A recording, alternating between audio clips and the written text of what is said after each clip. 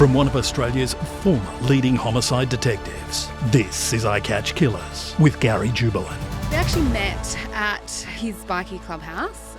A lot of the wives didn't like the strippers, and because when I first met my ex-husband, I was the stripper, he's the one who answered the door when I got there. Within 7 months, I got pregnant, or settling down and having kids, and that's when I realised, like, oh, this is going to be hard because suddenly I stopped farting and he didn't. I Catch Killers with Gary Jubilant. Today, I spoke to Nikki Justice. It was a fun and enlightening chat. Nikki's a stand-up comedian, but that's just a small part of her story. Nikki has had an interesting childhood. Her father, who made a living as a drug dealer. Then at 16, she joined the circus, travelling the country with her family and working and performing for the Stardust Circus. After leaving the circus, she started making a living working in the mines. Then she got into drugs and decided stripping might be more profitable. That's when she met a former husband and father of children, who just so happened to be a bikie. Then she turned her hand to a tattoo artist before trying stand-up comedy. Obviously, Nikki and I had a lot to talk about, and I think you're going to enjoy this episode. Nikki Justice, welcome to I Catch Killers. Thanks for having me. Well, I've had a whole range of guests on I Catch Killers. I've had the bad guys, the good guys, the solicitors, all sorts of people.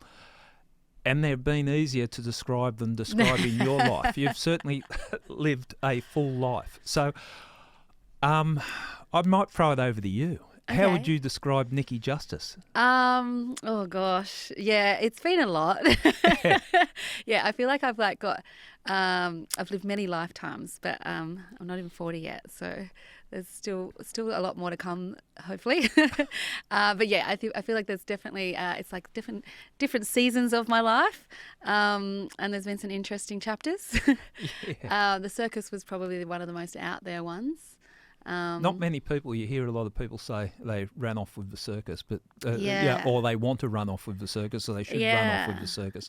Not many people actually do it. Yeah. So I'll be interested to speak to you about that. Yeah. But whole range of different careers. You worked in the mines. I've done so many. I've like, if I had tried to write them all down, there'd be so many, because I've worked in mining and construction, and I actually used to be a project manager. I've been a logistics manager in fashion.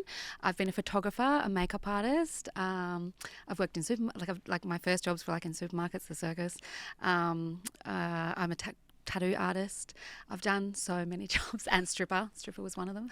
And now a stand-up comedian. Stand-up comedian. Well, it's a whole range of things. So Yes. there's plenty to talk about. Yeah. We're not going to run out of topics. And you also you were married to a bikie for. Yes, I was. That was another chapter. Okay. Well, we've had a lot of bikies on I Catch Killers, but we haven't heard it from the other side, being the partner of the bikie. Yeah. So I think that that'll be some interesting Yeah. chats. Just on the bikie aspect, I when I sit down with guys that are in the clubs or whatever, I quite often say, well, yeah, when you join, you know, it's basically going to be you're going to end up in jail or you could end up dead, and quite often that plays out. Yeah. As a wife, did you have those concerns? Definitely, because it's a common thing to see, you know, your friends' partners in jail, or so. Fortunately for me, mine wasn't while I was with him. He's been in jail before we met.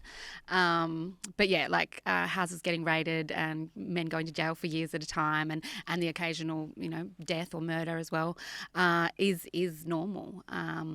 So it is definitely something that plays in your mind. I think I've mentioned this when we talked before. Western Australia isn't quite as, it seems more hectic over here. Like I think with like inter-gang fights and killings, like we still have it, but on a smaller level. So I don't think it was like all the time you were worried about it, but like if they didn't answer their phone and didn't come home on time, that would be the first thing your mind would start going to. Yeah, I would imagine, because it's, they're out there taking the risks or whatever, but you're sitting at home waiting. And you, with your husband, you had 3 children. Yeah. So that would have, so there was a commitment there. Yeah. It was definitely something that was on your mind sometimes. There was one period of time where there was a bit of a thing going on between my ex-husband's club and another club. And so there was a period of about a year where it was like quite tense, and like any time they went out, had to go out. They would not go out by themselves and avoid certain places. And that period of time was a little bit scary. So 8 years you were with him? Married for 8 and probably together for 10. Okay, yeah. where did you meet? So we actually met at his bikie clubhouse. They were having like a small party, and I had been asked. So I just started stripping at the time. I was quite new to it, and I got asked to work there. And then when they told me it was at a clubhouse, I was like, I didn't want to really do bikie clubhouses, and so I said no. And then they rang me back because I couldn't find anyone else, and they were like, they can't find anyone. And the girl said she knew everyone there and could vouch that it would be safe and whatever. So I went, and then the rest is history. He literally was the first. He's the one who answered the door when I got there, and then we moved in with each other like 4 weeks later, I think. Love at first sight, was it? In hindsight, I wouldn't say it was like true love. Love or lust or whatever. Yeah. I was quite young. I was 22 or 23 when I met him. He was in his early 30s. But it's funny because my parents, my mum had some reservations when she found out I was with a bikie, but I was quite wayward myself. Yeah. And so most people would be like, it'd be pretty bad if their daughter ends up with a bikie. But for my parents, it was like almost the opposite, because being with him tamed me because I had to behave myself. Because I was a little bit off the rails myself before I met him. Okay, well that's your poor parents. Glad she's hooked up with a bikie. Yeah, he'll keep her on the straight and narrow. Yeah. Okay. I wouldn't say poor parents. I was like that for a reason. Okay. Yeah. Well, we've jumped ahead because I want to delve deeper into the bikie world, or the wife of bikie. But before we do that, let's find out a little bit about yourself and your childhood. Where'd you grow up?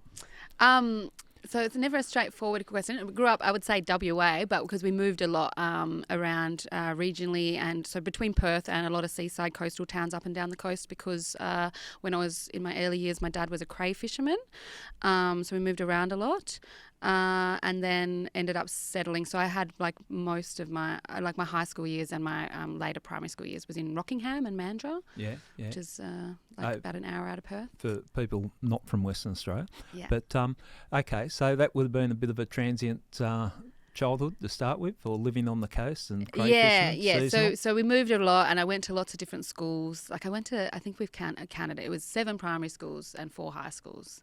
That I went to, but the coastal towns, like the earlier years of my childhood, it was actually like I love being by the sea, and I've got some of my best memories are from those towns that we lived in. What's it like going through that many schools? But like your first day of the new school, do you get accustomed to it, or? Yeah, I think you sort of just get used to it, but in hindsight, I think it sort of impacted my ability to like make and keep friendships as I got older, because I don't know, I just. I didn't really have like I know people that have like the same friends since like childhood or high school, and I've never had that because I never was there long enough to maintain a long-term friendship. But you found it easier to make friends, like drop you in there and you could make the friends, but you just didn't stay in touch. When I was a kid, I always kind of made friends easy enough, but didn't stay in touch when I'd move on to the next school or whatever. Now, besides cray fishing, your dad had another occupation? Yes, so I believe this was also from quite early on in my childhood. We cover this. We're not going to get your father into trouble here. He's dead, so he can't get into any trouble. All right, we're free to go. Don't worry about lawyers. No. So he was a drug dealer for most of my life. So from what I know, when I was quite young, he was originally just sort of growing weed. He used to do like he had the whole hydroponics set up. Yep. We had a secret garden in our backyard that we used to like. I don't think we were meant to know about it, but we did. Is that?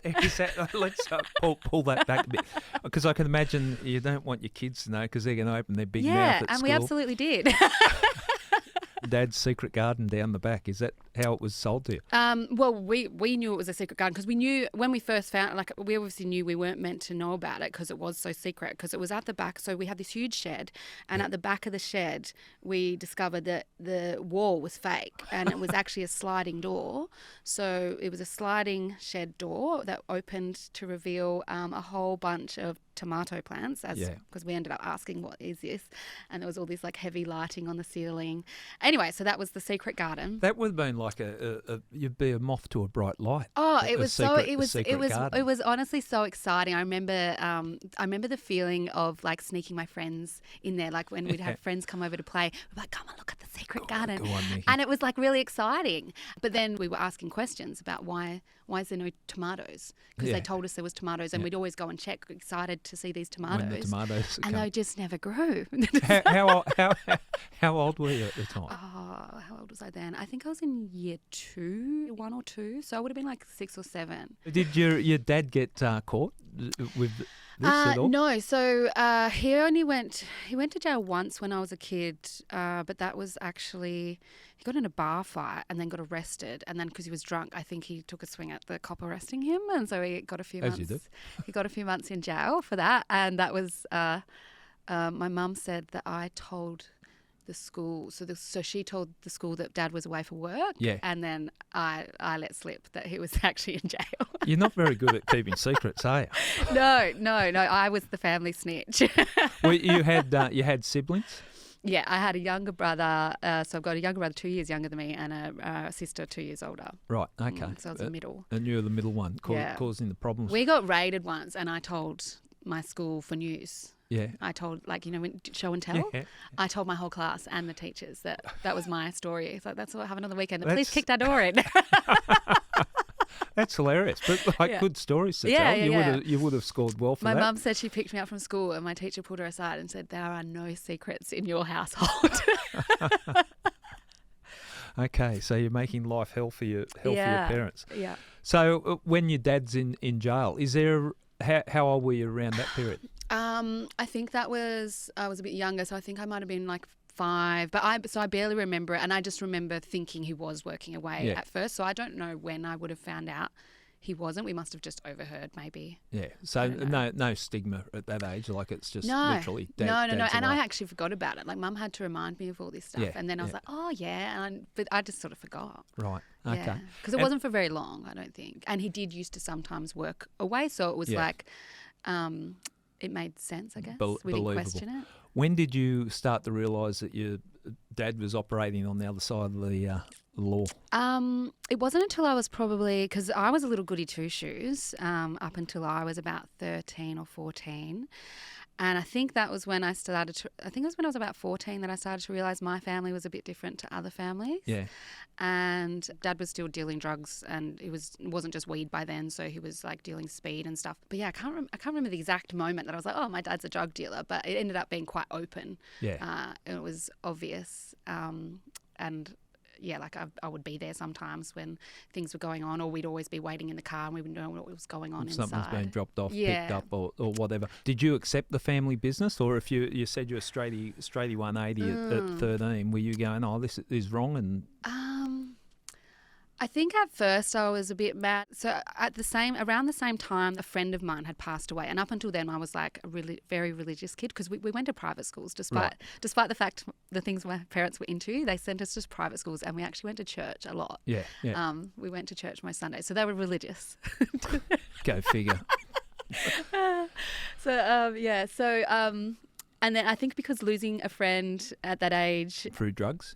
No. So this was just a friend from my Christian school, and he had a car accident with a bunch of other teenage boys. So only one survived. There was 5 of them. 4 of them died, and one survived but ended up in a wheelchair.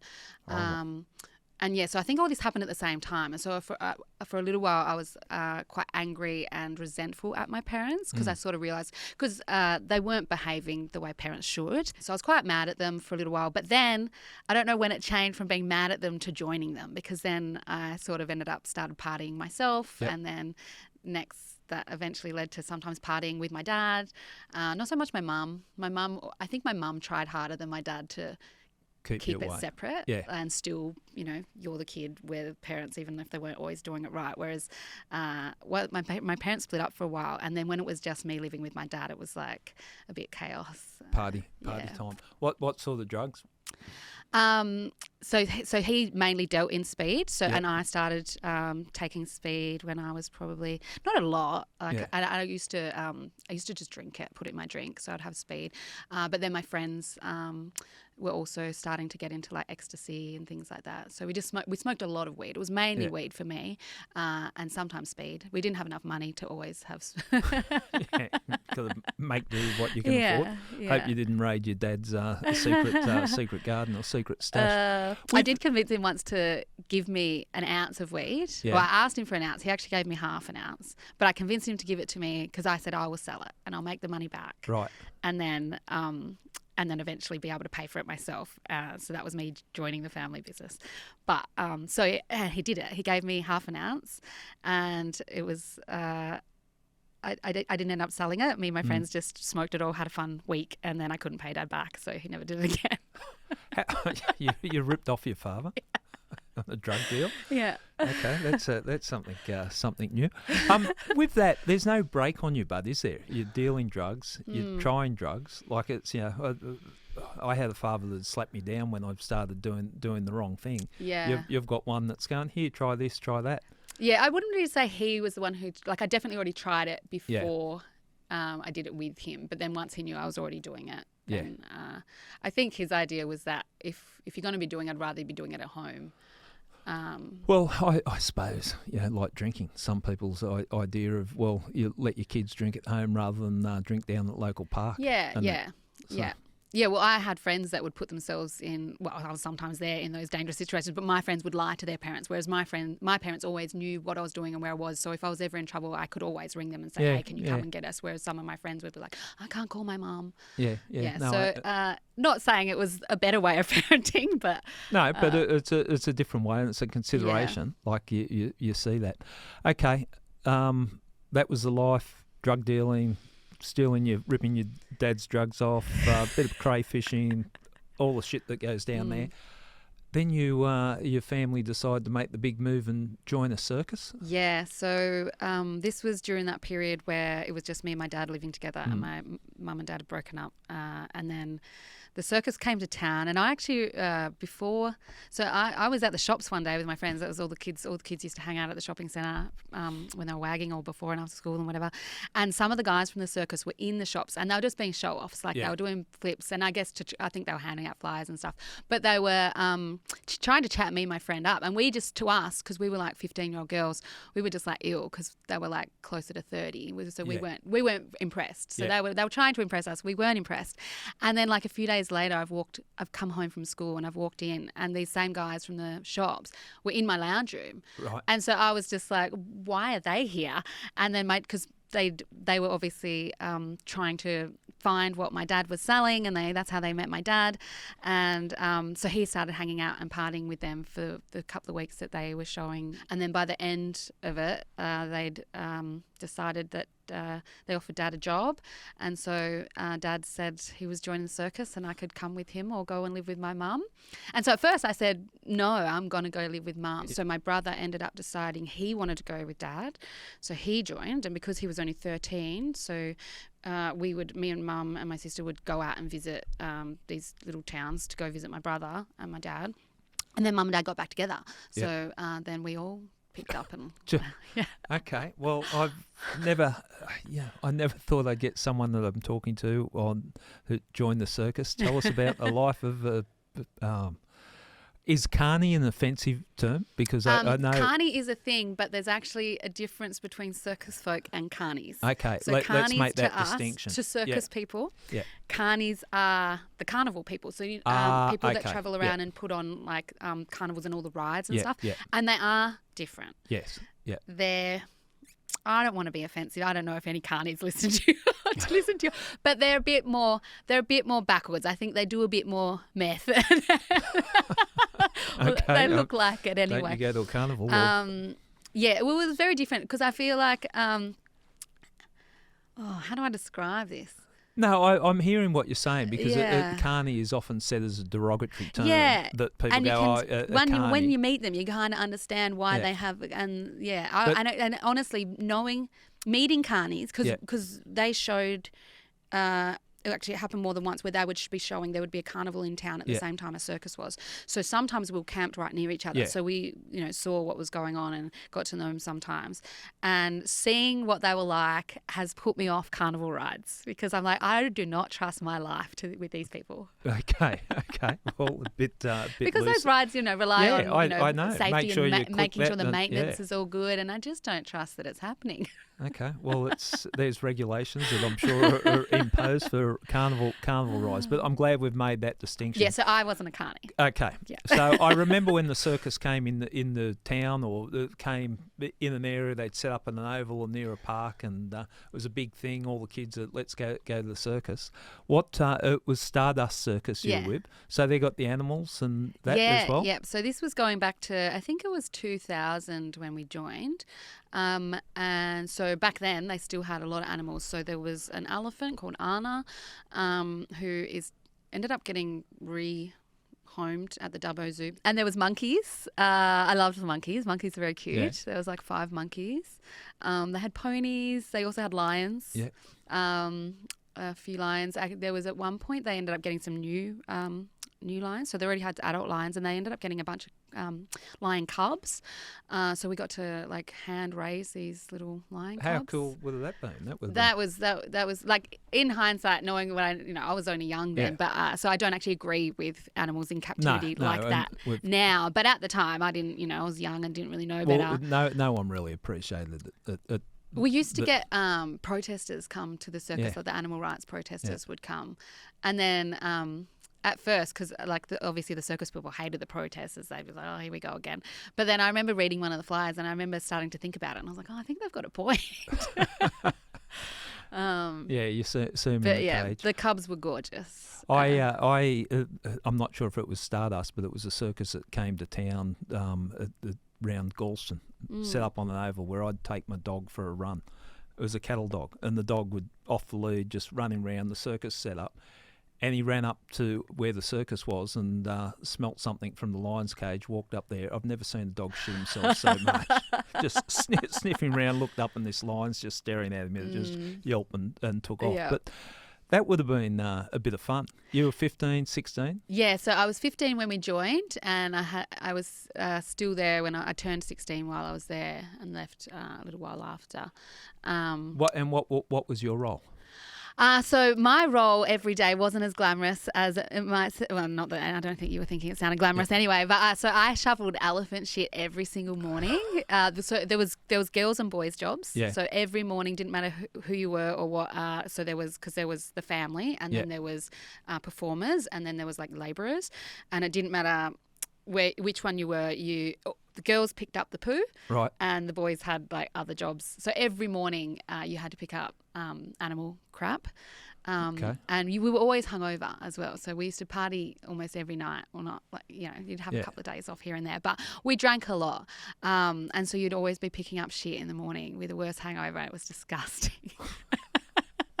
So the day-to-day life on the road. So you literally, you see them come into town. Yeah. Set it all up. So there looks like a lot of work to set it up. The Yeah. performance. Yeah. And then it's pack up and... Yeah, so sometimes in a bigger town you would stay for a week or sometimes even 2, but in smaller towns, so we do what we call one-nighters. So you'd drive to a town, set up and do the show, and then that night you would pack down the tent that night, and then in the morning you do a clean-up, and then everyone would be on the road to do it all again that night at another town. Long days, hard. Yeah. So there was we did a lot of one-nighters in WA because WA is so big. Yeah. There's lots of small towns, so we covered a lot. Because I was with the circus for almost a year, but I think a lot of that was in WA. I don't know exactly how long we were there for. But yeah, we did a lot of one-nighters, and then when we were somewhere like for longer, was good because that was when we actually got to. So I was, besides like cleaning up elephant poo, and I used to help in the canteen and look after the kids. But I was also a trainee acrobat. Right. So I was trying to learn the trapeze, and I almost got there, but I couldn't. I never ended up getting. I used to have this little in-air fit on my way back to the bar. So there's so many different parts of going on the trapeze, and learning each part is terrifying. So the first part you have to learn is to actually leave the so you're standing up really high, obviously, on this platform, and then there's a bar there that you have to grab, and there's a moment where you grab the bar, and then for a few seconds when you're pulling it towards you, you're not holding on to anything. It's terrifying. So that's the first hurdle you have to get over, and then you learn that part, and then you go for a swing, and then the next part after learning how to do the swing is to then get caught. Right. And then after you get caught, you got to learn how to get thrown back to the bar. Yeah. And that was the part that I never nailed. Every time I would get thrown back to the bar, I'd like have a little fit midair. Yeah, I don't blame you. I can understand. And that's with the catching nets underneath. So yeah, it's really because you can see through the net. It's even though you know it's there. Bit of a minder. It really, your brain is feeling like you're going to go splat. Yeah. But you don't, and but that was actually really fun. Like once you got over the initial fear, it started to become fun. But yeah, we didn't actually get to do it that often because we were moving so much. And I was also learning to do a Adagio act, which is where you get a muscle man, throws you around in the air, doing tricks, just like handstands or holding you in certain positions and stuff, and flipping you around. Because there was a acrobat there that was pregnant, so I was being trained to replace her. Okay. And that's everyone that travels with the circus is working or got some yeah, role, most people there was a few international acts that would come over to join the circus just as performers, but everyone else that would join generally would join as a worker or labourer, and then they'd start learning they'd learn an act, and then most people ended up doing something in the show as well. Doing something. Yeah. Okay, your brother, he became a clown. Yes, my brother started clowning. My brother, the clown. Yeah, so he was only like 13 and he became a clown. And because he was always in full clown suit, I don't think people realised he was 13. So we'd be like hanging out afterwards drinking, and some girl would be like, "Who's the little one?" I'd be like, "Stay away from him. He's too young." 13-year-old picking up women in a clown suit. Okay.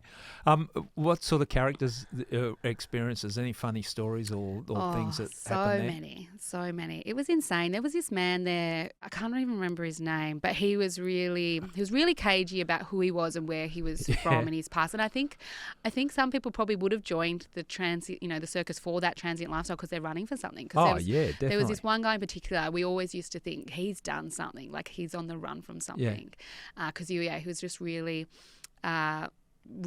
shut down when you try and ask him about his past or where he's from. A lot of mystery there, isn't it? So run away to the French Foreign Legion or run away to the circus. Yeah. How did that come to an end? So my parents left first. They left and my siblings left about maybe 8 months into it. And by then we'd travelled all the way up to North Queensland. So my mum actually got into a fight, like a punch-up. They got into like a scrap. And why? I don't even remember. I remember watching it. I was standing there. I was there. And I think she was having an argument, and I don't remember exactly what it was about. And then I don't know. It just happened. How savage a fight? They were punching on, and they were both strong women. Yeah. They were both fit. They were both strong. So I think they gave each other a good crack.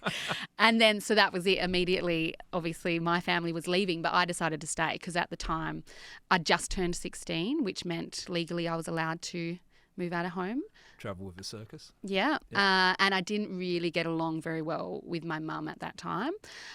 So I was like, I decided to stay, and they left. And then I was there for a few months by myself, but it wasn't a good environment, and I was struggling with my mental health, and I ended up so I attempted to take my life, but it didn't work. I have jokes about this as well because nothing's off limits. Okay. And then it was after that I was like, when I survived, I spoke to my sister back home and decided to leave because I was quite unhappy. So I moved back to Perth by myself, or with my sister. My sister and I lived together. What brought it back? You're struggling with mental health, but tried to take your own life. What things must have been pretty grim for you, or what? I think before we even joined the circus, I was already quite unhappy. I think, that discovery of your parents being not who they, not what you thought they were, and I was still quite. I think I was quite angry and upset at my parents, but also, my friend having passed away. I don't know. My teenage years was quite. I struggled a lot with my mental health in my teens, and I used to self-harm and stuff. Right. Before emos were in. I'm old. Okay, you weren't just. No, it wasn't a trend. Following a trend. Yeah. Yeah. But yeah, I don't even know exactly why I was so unhappy, but I think it was a combination of the things my parents were doing and feeling like, I think because things like I gloss over my childhood a lot, especially because I have a show and I talk about my childhood. Yeah. I gloss over things, but there were definitely periods where it wasn't good, I think that obviously impacted me a bit, and my parents they were not happy either, and so there was a lot of what's the word? It was quite a volatile home sometimes. Yeah. Okay. Well, we're lucky if we grow up in an environment where you got the care and not the volatile type of situations you had, and you have an expectation that your dad's not dealing drugs and different things. But look, I don't think I cared as much about the dealing; it was the taking. Okay, on that, like there would have been times when they're you would have had to look after them because they're. Yeah, or more so just look after ourselves, because there was definitely periods where they took too much and they would, have benders and not come out of their room for days. And then when they did come out of their room, they'd be coming down, so they'd be, grumpy. There was definitely a period of time where we kind of just looked after ourselves. And did you share that with your siblings, your sister and your brother? Probably more so me and my sister. My sister, her version of events is that she looked after us, which maybe she was a little bit older. So she, she probably, I think as siblings often experience childhood differently to each other. Like I've spoken, as I got older, so had chats with my brother and, learned things from him and his perspective that I never considered, because he was... By the time he was going, through his teenage years, me and my sister had left. So he was on his own with my parents. But by then they'd, joined the circus, and then they left the circus. But then, he had his own experiences of childhood without us there as well. Makes sense. Yeah. Okay, well, you've left the circus. You're going through some turmoil. You've gone back to Western Australia. Yeah. Okay, where did the Nikki's excellent adventure go from there? So me and my sister got a house together. So we were 16 and 18, and we managed to get a little rental ourselves right up the road from my nana's house, because we moved in with my nana at first. And then my sister, she didn't plan this. So I think we both, when I left the circus, because we were in Queensland, when I decided to leave, my sister flew over and she was going to fly back with me. And we decided to go and visit mum and dad in their because they had settled down in this town, beautiful little rainforest town. So we were visiting them there before we flew back to Perth. And we've moved in together, and then she suddenly found out she's pregnant at about, I think she was like 2 months into it. And I said, I will help you raise a baby and I'll be the dad. Like I said, I would, I'll go to work, I'll bring home the income. So we got a house together, and I got a job, and I was earning like $7 an hour or something at a supermarket. I'm just looking at my introduction that I had. I didn't say that you also became a young father. Yeah. But anyway, okay. But then we had a falling out. So my sister ended up moving back to Queensland, and she ended up getting with the guy who fathered the baby, and they ended up having another baby. So my sister moved back, I don't know, just before, so I think that only lasted maybe 7 or 8 months, because she moved back just before she had the baby. So she was like ready to pop. Yeah. and she moved back. We were still getting along, but we'd fallen out over me having a much older boyfriend that she didn't approve of, which fair enough. Yeah. At the time, I thought she was just, being judgmental. And How I'm old were you and how old was he? I would have been 16, 17, Yeah. and he was like almost 30. Big life difference. Yeah. But I was mature for my age. Yeah. Look at your life choices. So she moved back, and then what did I do then? Oh, I would have been, so I was working at a supermarket. And then it was while I was working there that I met my first like proper boyfriend. Not at the supermarket. I was just out. I think it was New Year's Eve. I was out drinking for New Year's, and I ran into someone that I knew, and she's like dragged me along to meet her friends, and then the countdown happened, and the countdown was happening, and everyone around us was like cheering, and some people were kissing, and this guy that I hadn't even met just was like looked at me, and we just decided to start kissing, and then that was my boyfriend for the next couple of years. like the thought went into that Yeah, one. Yeah, yeah. no, that's good. Yeah. That's good. Like planning and thought. Yeah. Okay. So Yeah. you're living over in WA. You've got casual work. You found a boyfriend. Yeah. You've given up your custody over your sister's child. Yeah. Or did you take it to the courts? No, I let it go. I still offered child support. It's still paying maintenance. No, so I was with my boyfriend for about a year, and then so my parents still lived in Queensland, and by then they'd started working on the mines, and then they were trying to get me to move over, and they said that they could get me and my boyfriend a job on the mine site that they were working on if we moved over. And so that's what we did. So I think when I was like 18, we moved over to Queensland so that we could work on this mine site. So we did. My mum, my dad, and me and my brother ended up, not immediately, but a few years later, he ended up also Where was that? Lived in Cairns and would fly in and fly out. Fly out. It's a tough gig, isn't it? Yeah. Well, I ended up doing fly in and fly out for the next, basically until I met my ex-husband. So I did it for 5 years. Yeah. And the money was good at that age? Yeah, the money was good, but probably too good for an 18-year-old, because I was, so me and the boyfriend broke up. Yeah. We broke up, and then the company I worked for in Queensland, they were opening a new mine in WA, a couple of hours out of Perth, and so I saw that as an opportunity to go home. So I put my hand up to go back over there, and so did my parents. So we all ended up coming back to WA, and that was I was, when I was with my boyfriend, I was quite like settled. And then when I came back single and heartbroken for the first time with all this money, I just partied. And that was my first sort of real proper party phase, I think. And where did that lead to? Meth. So I made friends. Like one of the first friends I made in that town was this girl, and I didn't know that she was like she had a bad reputation in town, and she did a lot of that. And I didn't even know that that's what I was doing when I started doing it with her. Like I'd heard of meth, and I'd seen on TV like all these horror stories about crackheads and stuff, and I was like, ew, I'd never do that. And then when there's almost like a social stigma, like you could be a junkie on something else, but the moment you start, but I think this was when it was quite new, Yeah. or if it was around before, we didn't know about it. And Right. but I think this was when it was sort of like it was sort of emerging, and it was more on the news about crackheads, especially the American crackheads. It was when all those pictures would be on Facebook of the American meth heads, which were quite confronting. And so I was like, ew, I would never do that. But then I was doing it without even knowing that that's what I was doing. Because I guess I didn't ask, what am I taking right now?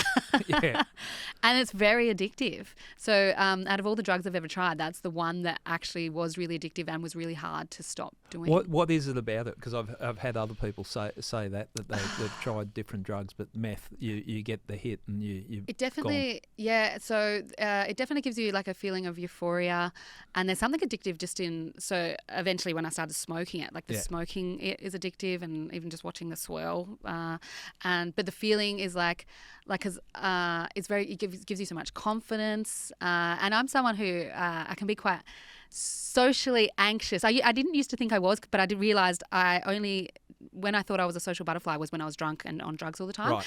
As soon as I tried to socialise sober, I was like, oh, this is really hard. It gave me a lot of confidence, I guess, while I was on it. But it was such a high. that the payoff, or what it cost you, was that the come down and the low from it afterwards was worse than anything else I've ever had. Yeah. So the come down was extraordinary, and it would put you in a really bad place mentally. When you started using meth, when did you realise that it got hold of you? I think my parents, they tried to shake me out of it. So because they went through periods of, so when they left the circus, they weren't doing drugs anymore, and they went through a quiet period themselves. So at this time, they were on the straight and narrow, and then I wasn't. Right. And so they weren't silly. They could see the signs. They knew what I was probably doing. And then because we all worked together, I was taking a lot of sick days and being a bit unreliable. And so my parents ended up trying to intervene, and they told my boss, and my boss said that your dad thinks I should fire you. And I was like, that's a bit harsh. And then my boss ended up giving me a weird promotion. So it didn't really make much sense at the time, because he was just like, oh, well, are you unhappy with your job? And so this chat that started with, well, we've been told that you're on drugs and that's why you're being unreliable, but is it because you're unhappy, and would you like to do this role instead? I would imagine in that industry, the fly in, fly out. Like I speak to female cops and female prison wardens, and in that male-dominated industry, it would have been a lot of that in the mining. Yeah. You'd have to stand your ground. Yeah. Well, I did sites for a few years, and a lot of the men would, pretend to be single, and then you'd find out that they have families and kids at home. There was a lot of that, but it's not a great environment, I think. And could you, from a personal point of view, could you manage it? Like, a sleaze, you could still, I'll take the job, but you're not... I think I've always been able to handle sleaze bags, I think, because you learn to deal with them so young. Well, when you're pushed on them. Yeah, but I also, when I was working on the mine, I started doing skimpy bar work. Right. So, because I worked in a bar as well. So I got a bar job so that I had more money, and then because I can't remember what because it was before I got on the meth quite badly that I was like, I want to save up and I want to buy a house and all these things, and so I had a second job, and then I don't even know how I even found out about it. It might have just been looking in the papers and seeing ads for skimpy barmaids. So I started doing skimpy barmaid and explain work. Skimpy barmaids. Oh, so it's huge in WA, not as big over here. So skimpy barmaids is bar staff that wear next to nothing. So it's like lingerie outfits and stuff behind the bar serving drinks. And it's huge in WA. Yeah. It's a big thing. Skimpies make a lot of money in WA just for serving drinks in their bikinis or whatever. And get tips. Yeah, the tips are good. And so I did that, and that I think helped me deal with sleaze bags and just laugh it off. And, okay, so you could push someone away and not take offence and just pull your head in stupid. Yeah. You got no chance. Yeah. Yeah. Okay, so you're working in the mines, you're on meth, you're working in a sounds bar. Terrible. Okay. So the meth, it was probably, I reckon, maybe 6 or 7 months that I was doing it. I would have started off doing it on weekends, and then the weekends started getting longer. Yeah. So instead of just Friday, Saturday, then it would be Sunday, and then it would be Thursday, Friday, Saturday, and then it would be Wednesday, Thursday, Friday, Saturday, and these benders would get longer. And then I think the wake up call for me was my mental health just got so bad, and I knew that it was because it coincided with every time I partied, and so I knew I had to make a choice. So it took me a little while because I tried to stop doing it, but was still hanging around the same friends. And then I realised that if I was going to stop, I needed to change my friendship circle. And so I did, because I didn't want to keep feeling so bad. Right. Okay. Now, from the Skimpy bar, you also ended up stripping? Yeah. So how did that happen? So that happened after. So I'd gotten another. I was working somewhere else. By this time, I was doing FIFO from Perth to Queensland for a construction site, and I'd got made redundant. So this was 2009, global financial crisis. We're in the middle of it. And so redundancy was a big thing at the time. And I got made redundant. And then and I just before I got made redundant, I'd met some strippers and I was hanging out, like on my weeks home, I was partying with these strippers. So I was partying a lot again. But because this was every time I got in another relationship and settled down for a little while, and then I was single again. So every time I ran amok was when I was single, because as soon as I would get in a relationship, I'd settle down, I'd be good for a while, and then single me would just be chaos. So I was newly single, I got made redundant, and I'd been hanging out with these new stripper friends that I'd met. And then I lost my job. I went to Vegas, and I ended up in America for almost 3 months, because while I was in Vegas, I was only meant to go for 8 days, an 8-day holiday, come back. And then while I was over there, I lost my passport while I was drunk in a nightclub, and I couldn't get home. And so I had to end up going to LA for like a week to try and sort that out, because it was a long weekend in Australia, and they observe the public holidays, so the embassy was shut. So it took me quite a while to figure out a new passport to get home, and then by that time I'd met these new people and they invited me to stay. Right. And so I did, and so I stayed for almost 3 months before I came back. And then when I said I was obviously coming back to no job, I was chatting to my friend, and I'd ran out of money, and she was the stripper, and she booked me into a strip job the day I flew home from America. So I flew in, jet lagged, and did my first strip job that night. Okay. Well, it wasn't strip. It was topless nude waitressing. Okay. And how did that feel? Jet lagged, tired, emotional? I probably took a big line of cocaine when I got there. Right. I don't really remember. I do remember. I remember having, like, I had fun.